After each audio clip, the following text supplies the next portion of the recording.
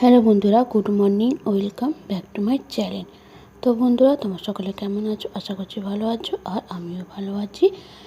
তো চলো, বড়দের আশীর্বাদ, প্রণাম ও ছোটদের ভালোবাসা নিয়ে আমি এখন থাকতে ভিডিওটা স্টার্ট করলাম। আই হোপ তোমাদের কিছুটা হলেও ভালো লাগবে। এখন ঘড়িতে বাজে সকাল 6টা।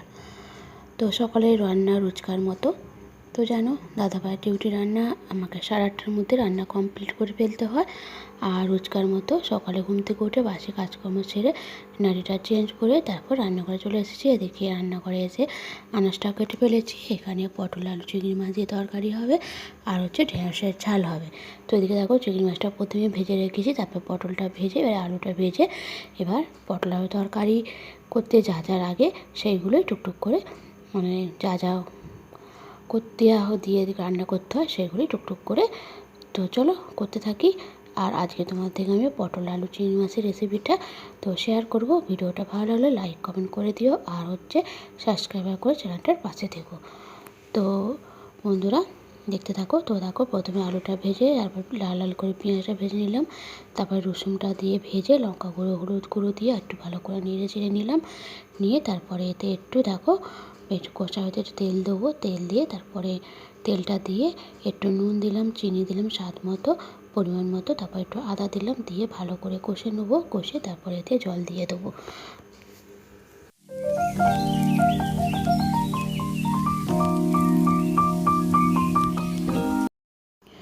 তো বন্ধুরা, ভালো করে কষে এতে জল দিয়ে দিয়েছি। এবার চিংড়ি মাছ কটা দিয়ে দেবো। তো চলো,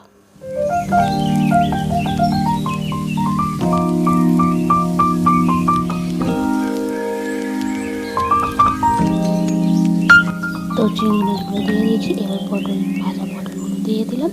তো ততক্ষণ তরকারিটা হতে থাক, গ্যাসটা আস্তে করে দিই। ওদিকে তরকারিটা হতে হতে আমি ওদিকে দুটো ঘরে বিছানা গুছিয়ে চলে আসবো। তো চল, তরকারিটা হোক, আমি তারপর এদিকে দুটো ঘরে সেই ফাঁকে বিছানাটা গুছিয়ে আসি। তো বন্ধুরা, আমি এইভাবে ঘুরতে কাটিয়ে কাজ করি। তো একেবারে কাজ করতে থাকি, যাতে আমার তাড়াতাড়ি হয় আর আমার সময় মতো সব জিনিসটা কমপ্লিট হয়ে যায়। তরকারিটা হতে হতে আমি পাশে দুটো ঘরে, এই ঘরে দুটো ঘরে বিছানাটা গুছিয়ে নেবো।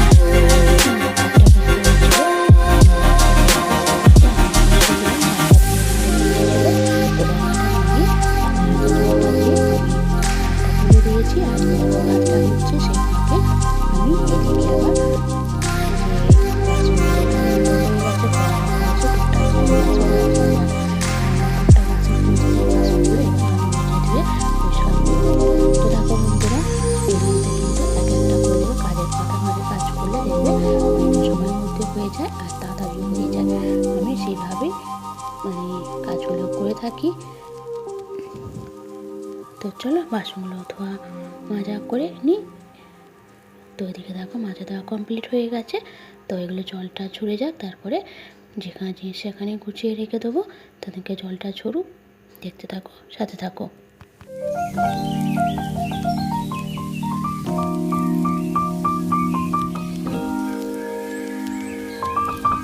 বন্ধুরা ভাতটা বসিয়ে কিন্তু বাসনগুলো মেজে নিলাম। দেখো সেই ফাঁকে আমার ভাতটা হয়ে গেল।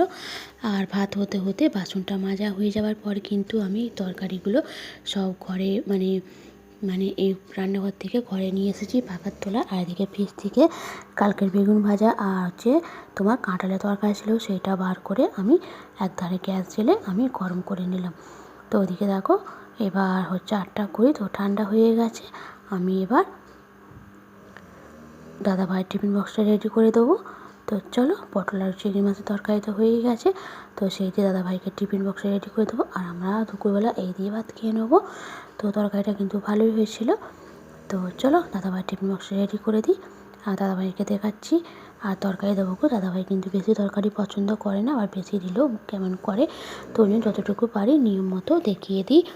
তো চলো এখানটা দাদাভাই টিফিন বক্সে রেডি করে দিয়েছি। এবার আমি এখানটা এলোমেলো হয়ে আছে একটা জায়গায় ভালো করে গুছিয়ে রেখে এখানে সৌরিটা নিয়ে নেবো। দাদাভাই বেরোনোর আগে এখানটা আমি পরিষ্কার পরিচ্ছন্ন করে নেবো।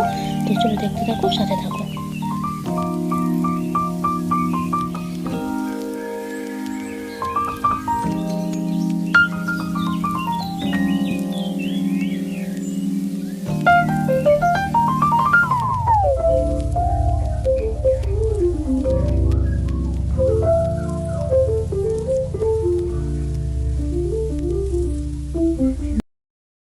বন্ধুরা এরই মধ্যে আমার কাঁচা ধোয়া হয়ে গেছে। এবার আমি এগুলো সব শুকনো দিয়ে দিয়েছি আর সব ক্লিপটা দিয়ে দিলাম। তো এদিকে কাপড়টা জোর হয়ে গেছে, কাপড়টা তো ক্লিপ দিয়ে দিলাম। তো চলো এখন ঘুরতে বাজে 9:30।